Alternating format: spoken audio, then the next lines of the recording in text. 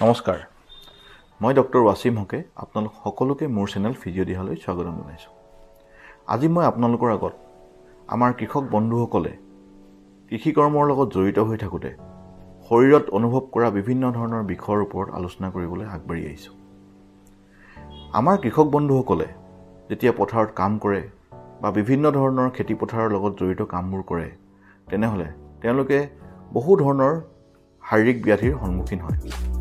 তাৰ এই পাৰ্টিকুলাৰ কেইটামান আমি জইণ্টৰ ওপৰত আৰু পাৰ্টিকুলাৰ কেইটামান প্ৰব্লেমৰ ওপৰত যিকেইটা তেওঁলোকে অতিমাত্ৰা অনুভৱ কৰে সেইকেইটা প্ৰব্লেমৰ ওপৰত আমি আলোচনা কৰিবলৈ আপোনালোকৰ আগত আহিছোঁ। আমি মন কৰিছোঁ যে এজন কৃষকে যেতিয়া পথাৰত কাম কৰে, ভুই ৰুৱে, কঠীয়া তোলে, নতুবা বিভিন্ন ধৰণৰ শাক পাচলিৰ খেতি কৰে, তেনেহ'লে আমি দেখোঁ যে তেওঁ আগলৈ হাৱলি কাম কৰিবলগীয়া হয়। এনেদৰে আগলৈ হাৱলি কাম কৰোঁতে তেওঁলোকৰ কঁকালত বিভিন্ন ধৰণৰ অসুবিধাৰ হয়, বেক পেইন হয়, আৰু যাৰ কাৰণে কেতিয়াবা হয়তো সেই বেক পেইনৰ কাৰণে এখন ভৰিৰ জোৰ কমি যাব পাৰে বা নতুবা দুইখন ভৰিৰ কেতিয়াবা জোৰ কমি যায়, যাক আমি স্লিপ ডিস্ক বা PIVD বুলি কওঁ। আমি কিছুমান ব্যায়ামৰ মাধ্যমেৰে আৰু অকণমান মনোযোগেৰে সেই অসুবিধাবোৰৰ পৰা হাত সাৰিব পাৰোঁ। বহু কৃষক বন্ধুক আমি লগ পাওঁ যাৰ কঁকালৰ বিষৰ কাৰণে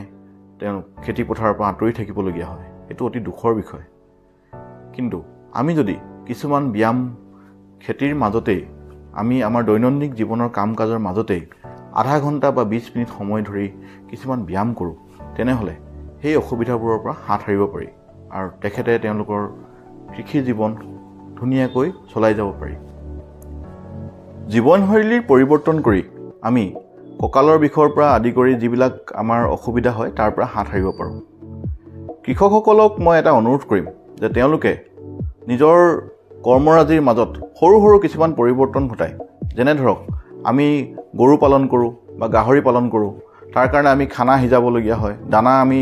এখন কেৰাহীত সিজাওঁ। ডাঙৰ কেৰাহীখনত আমি যেতিয়া দানা সিজাওঁ তাৰ ওজন হয়তো 30ৰ পৰা 50 কেজিলৈকে হয়। এতিয়া আমি যদি আগলৈ হাৱলি সেই কেৰাহীখন দাঙি সদায় উঠা নমা কৰাওঁ, তেনেহ'লে আমাৰ কঁকালৰ বিষ হোৱাটো অনিবাৰ্য। এনে ক্ষেত্ৰত আমি কিছুমান সহজ উপায় উলিয়াই ল'ব লাগিব। আমি যদি এডাল বাঁহৰ সহযোগত সেই কেৰাহীখনৰ হেণ্ডেলকেইডালত যদি এডাল বাঁহ লগাই এজনে নকৰি দুজন ব্যক্তিৰে আমি কেৰাহীখন দাঙোঁ, তেনেহ'লে আমাৰ কাৰণে সেইটো খুব উপকাৰী হ'ব। ঠিক তেনেকৈ কিছুমান সৰু সৰু কাম, যেনে খুব বেছি আগলৈ হাৱলি যোনদিনাখন কাম কৰিবলগীয়া হয় তাৰ মাজত সামান্য অকণমান ব্ৰেক লৈ আকৌ যদি আমি কামটো কৰোঁ, তেনেহ'লে আগন্তুক দিনত আমি কঁকালৰ বিষৰ পৰা হাত সাৰিব পাৰিম। তাৰোপৰি সকলোতকৈ ইম্পৰ্টেণ্ট কথা, অৰ্থাৎ সকলোতকৈ বেছি আমি চকু দিবলগীয়া কথাটো হ'ল আমাৰ কঁকালৰ মাংসপেশীখিনিৰ ওপৰত। কঁকালৰ মাংসপেশীখিনিক যদি আমি সবল কৰি ৰাখোঁ আৰু কিছুমান ব্যায়ামৰ জৰিয়তে মাংসপেশীখিনিক যদি আমি শক্তিশালী কৰি ৰাখোঁ, তেনেহ'লে আগন্তুক দিনত আমি খেতি পথাৰত কাম কৰোঁতে কঁকালৰ বিষৰ পৰা আমি হাত সাৰিব পাৰিম। মোৰ কিছুমান ভিডিঅ' ব্যায়ামৰ ওপৰত, কঁকাল বিষৰ ওপৰত আৰু কেনেকৈ আমি কঁকাল বিষ হ'লে কাম কৰিব লাগে, কেনেকৈ আমি কঁকাল বিষ হ'লে LSBL পিন্ধিব লাগে বা কেনেকৈ আমি কঁকাল বিষ হ'লে শুব লাগে ইত্যাদিৰ ওপৰত ভিডিঅ' বনাই থোৱা আছে। আপোনালোকে মোৰ তলত ডেছক্ৰিপশ্যন বৰ্ডত গৈ লিংকটো চাব পাৰে, আৰু নতুবা মোৰ ইয়াতে লিংক দেখুওৱা হ'ব। সেই লিংকৰ থ্ৰুৱেদি আপোনালোকে সেই ভিডিঅ'খিনি চাই সেই ব্যায়ামখিনি কৰি উপকৃত হ'ব পাৰে। খেতিয়কসকলৰ আন এটা প্ৰধান সমস্যা হ'ল আঁঠুৰ বিষ। বহু খেতিয়ক আমাৰ ওচৰলৈ আহে আৰু আঁঠুৰ বিষৰ বিষয়ে কয়। এই ক্ষেত্ৰত আমি গোটেই কথাখিনি মন কৰিলে এটা কথা গম পাওঁ যে যিসকল খেতি মাটিত বহি কৰে, যেনে ধৰক ৰবি শস্য খেতি কৰাসকল, গাখীৰৰ লগত জড়িতসকল, ফুল পুলি বা ফুলৰ গাৰ্ডেনৰ লগত জড়িতসকল খেতিয়কে মাটিত বহি কাম কৰিবলগীয়া হয় আৰু বহু সময় ধৰি মাটিত বহি কাম কৰিবলগীয়া হয়। তেনে খেতিয়কসকলৰ সাধাৰণতে অষ্টিঅআৰ্থ্ৰাইটিছৰ প্ৰব্লেম হ'ব পাৰে বা বিভিন্ন ধৰণৰ আঁঠুৰ বিষ হ'ব পাৰে। ইয়াৰ পৰা হাত সৰাৰ উপায় হ'ল আমি ৰেগুলাৰ আঁঠুকেইটাৰ ব্যায়াম কৰিব লাগিব আৰু কিবা প্ৰকাৰে আমি বিভিন্ন ধৰণৰ সা সঁজুলিৰে মাটিত বহা কামটো সহজ কৰি ল'ব লাগিব। বৰ্তমান সময়ত বজাৰত বহুখিনি মেচিনৰ ব্যৱহাৰ আমি কৰা দেখা যায়। বজাৰত এভেইলেবল আছে, যেনে ধৰক গাখীৰ খিৰোৱা মেচিন পোৱা যায়, নতুবা আন বিভিন্ন ধৰণৰ মেচিন পোৱা যায়, যাৰ জৰিয়তে খেতিয়কসকলে সহজতে আমাৰ এই কামবিলাক গাখীৰৰ পৰা আদি কৰি গাৰ্ডেনিঙৰ কামবিলাক কৰিব পাৰে আৰু এই ক্ষেত্ৰত চৰকাৰেও বহুখিনি উদগনি দিয়ে এতিয়া আমি খেতিয়কসকলে কৰিবলগীয়া আঁঠুৰ ব্যায়ামৰ বিষয়ে আলোচনা কৰোঁ মোৰ কেইটামান ভিডিঅ'ত মই আঁঠুৰ বিষৰ কাৰণে কোনখিনি ব্যায়াম কৰিব লাগে আঁঠুৰ বিষৰ কাৰণে কোনবিলাক কাম কৰিব নালাগে আৰু আঁঠুৰ বিষ হ'লে আমি ঘৰতে কেনেকৈ উপশম পাম তাৰ ওপৰত ডিটেইল ভিডিঅ' বনাই থোৱা আছে মই আপোনালোকক অনুৰোধ কৰোঁ যে আপোনালোকে এইকেইটা ভিডিঅ'ৰ জৰিয়তে আঁঠুৰ বিষৰ পৰা হাত সাৰিব পাৰিব কৃষকসকলৰ তৃতীয় প্ৰধান সমস্যাটো হ'ল কিলাগুটিৰ বিষ যিসকল কৃষকে গৰুৰ কাৰণে ঘাঁহ কাটিবলগীয়া হয় বা পথাৰত দিবলৈ জেওৰা জোঙালিবলগীয়া হয় নতুবা তেনেধৰণৰ ৰিপিটেড কামবিলাক যিবোৰ আমি হাতেৰে ৰিপিটেডলি কৰিবলগীয়া হয় সেই কামবিলাক যেতিয়া আমি কৰোঁ তেনেহ'লে দেখা যায় যে আমাৰ কিলাগুটিত বিষ আৰম্ভ হয় আৰু এই বিষটো কেতিয়াবা ইমানেই বেছি হয় যে কৃষকজনে কাম কৰিব নোৱাৰা অৱস্থা এটা পায়গৈ এনে ক্ষেত্ৰত আমি কি কৰা উচিত এনে ক্ষেত্ৰত আমি প্ৰথম কাম হ'ল আমি বৰফেৰে হেক দিব লাগে পাৰ্টিকুলাৰলি সেই জেগাটুকুৰা বৰফেৰে হেকিব লাগে আৰু বৰফৰ হেক লোৱাৰ পাছত আমি সেই জেগাটুকুৰাত এটুকুৰা এল ছাপৰ্ট আমি ইউজ কৰিব লাগে আৰু লগতে কিছুমান স্পেচিয়েল ব্যায়াম কৰিব লাগে সেই ব্যায়ামবিলাক মই ভিডিঅ'টো যাতে বেছি দীঘল নহয় তাৰ ওপৰত লক্ষ্য ৰাখি বেলেগকৈ বনাই থৈছোঁ আপোনালোকে তালৈ গৈ সেই ভিডিঅ'টো চালে সেই ব্যায়ামখিনি দেখি পাব আৰু তাৰ পৰা আপোনালোকে উপকৃত হ'ব কৃষকসকলে সহজতে ভোগা আন এটা প্ৰব্লেম হ'ল ডিঙিৰ বিষ যিসকল খেতিয়কে তললৈ মূৰ কৰি বহু সময় ধৰি কাম কৰিব লাগে যেনে ধৰক ভুই ৰোৱা কঠীয়া তোলা জেওৰা দিয়া বা দানা কটা ইত্যাদি কামবিলাকত যিসকল কৃষকে বেছিকৈ জড়িত তেনে কৃষকসকলৰ ডিঙিৰ বিষত ভোগা দেখা যায় আৰু পাছলৈ ই স্পণ্ডলাইটিছৰ ৰূপত প্ৰকাশ পায় এনে ক্ষেত্ৰত মই কৃষকসকলক অনুৰোধ কৰিম যে তেওঁলোকে কামৰ মাজে মাজে অকণমান সময় অৰ্থাৎ বহু সময় একেলেঠাৰিয়ে কাম নকৰি অকণমান গেপ দি ডিঙিটো পূব পশ্চিম ওপৰ তল এনেকৈ মুভমেণ্ট কৰিব লাগে যাতে ডিঙিৰ মাংসপেশীখিনি সবল হৈ থাকে আৰু বিশেষকৈ ডিঙিৰ কিছুমান ব্যায়াম কৰিব লাগে যিবিলাক ব্যায়াম মই বেলেগকৈ এটা ভিডিঅ'ত বনাই থৈছোঁ যাৰ পৰা আপোনালোকে চাই উপকৃত হ'ব পাৰিব আৰু যদি খুব বেছি অতিমাত্ৰা ডিঙি বিষ হয় তেনেহ'লে আমি এখন মাফলাৰ বা চাৰ্ভাইকেল কলাৰ পিন্ধিব লাগে ডিঙিত যাৰ জৰিয়তে আমি কাম কৰাত আমাৰ অসুবিধা হয় কৃষকসকলৰ আন এটা সমস্যা হ'ল ভৰিৰ তলুৱাৰ বিষ বা গুৰুহাৰ বিষ এইটো সাধাৰণতে আমি উখুৰা মুখুৰা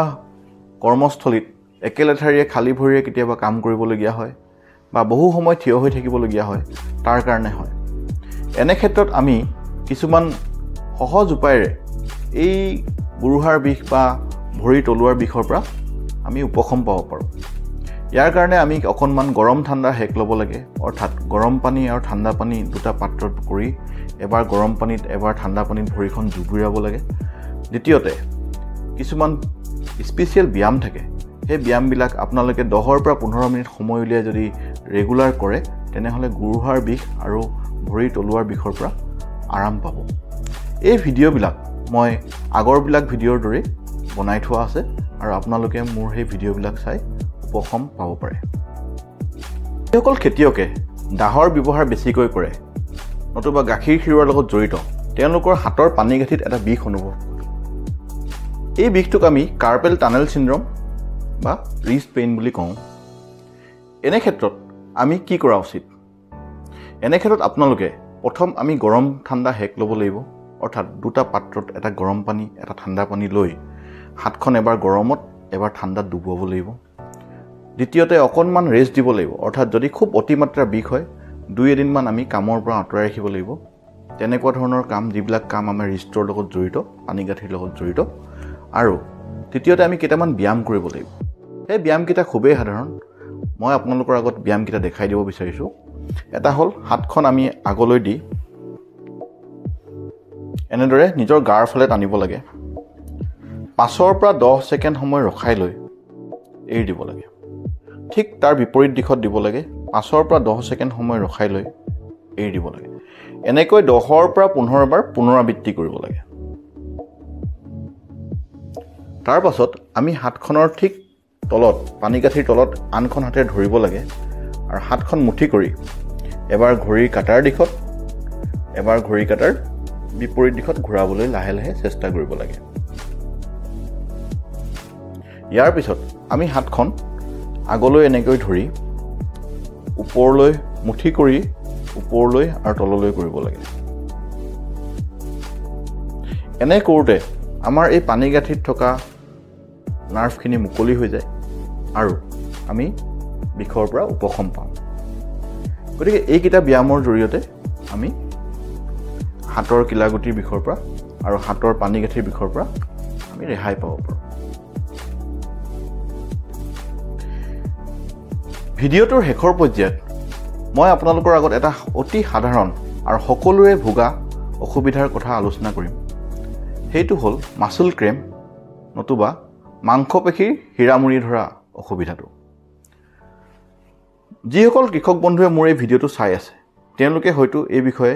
ভালকৈ জানে যে দিনত পথাৰত কাম কৰাৰ পাছত ৰাতি যেতিয়া আমি শুবলৈ আহোঁ তেতিয়া আমাৰ ভৰিৰ কলাফুলৰ অংশটো বা কঁকালৰ মাংসপেশীবোৰ খুব হীৰামুৰি ধৰে, অৰ্থাৎ ক্ৰেম্প হয়। ইয়াৰ প্ৰধান কাৰণটো হ'ল আমাৰ শৰীৰত ভিটামিনৰ মাত্ৰা কমি যোৱা, আমাৰ শৰীৰত নিমখৰ পৰিমাণ কমি যোৱা, আমাৰ শৰীৰত পানীৰ পৰিমাণ কমি যোৱা ইত্যাদিবোৰ কাৰণে আমাৰ এই অসুবিধাটো হয়। ইয়াৰ পৰা হাত সৰাৰ সহজ উপায় হ'ল আমি গ্ৰীণ ভেজিটেবলছ শাক পাচলি অকণমান বেছিকৈ খাব লাগে। আমি যেতিয়া পথাৰলৈ খেতি কৰিবলৈ যাওঁ তেতিয়া এটা বটলত 1 লিটাৰ পানীত 1 চামুচ নিমখ আৰু 1 চামুচ চেনি মিহলাই লগত লৈ যাব লাগে আৰু খেতিৰ পথাৰৰ মাজে মাজে সেই পানীখিনি অকণমান অকণমানকৈ খাই থাকিব লাগে। এনেদৰে যদি আমি শৰীৰটোক নিমখ আৰু চেনিৰ যিটো মিশ্ৰণ সেইটো আমি সময়ে সময়ে দি থাকোঁ তেনেহ'লে এই মাচল ক্ৰেম্প বা হীৰামুৰি ধৰা অসুবিধাটোৰ পৰা আমি হাত সাৰিব পাৰিম। গতিকে মই আপোনালোকক অনুৰোধ কৰোঁ,